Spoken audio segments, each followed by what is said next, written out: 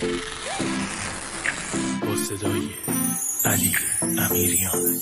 خدا حافظ تموم آرزوهام، دیگه هیچ وقت کنارت تو نمیام، دیگه هیچی از این دنیا نمیخوام، دیگه عشقی توی چشمام نمونه، دیگه حرفی واسه گفتن نمونده، دیگه این روزا رو هیچ وقت نمیخوام، دیگه هرگز کنارت تو نمیام،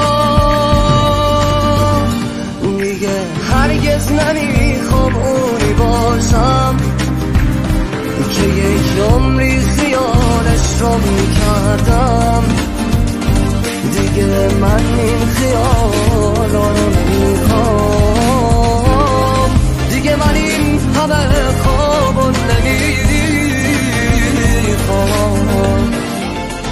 آروم آروم من زیر بارون میرم، میگم به و نالون، ای کاش میشد خاطر هامون میمون بامون، میشد همون حرف دلامون. آروم آروم من زیر بارون میرم، میگم حق و نالون، ای کاش میشد آرزوهامون میمون بامون، میشد همون حرف دلامون.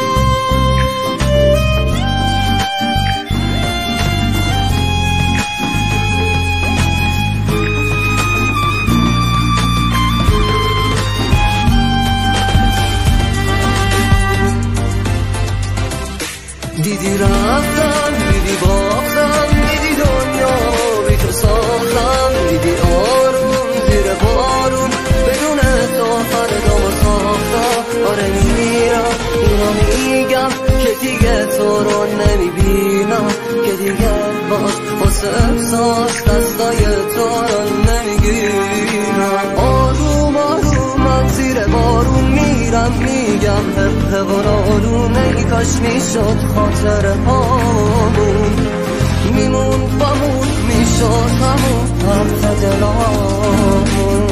آروم آروم من زیر بارون میرم، میگم حق و نالون، ای کاش میشد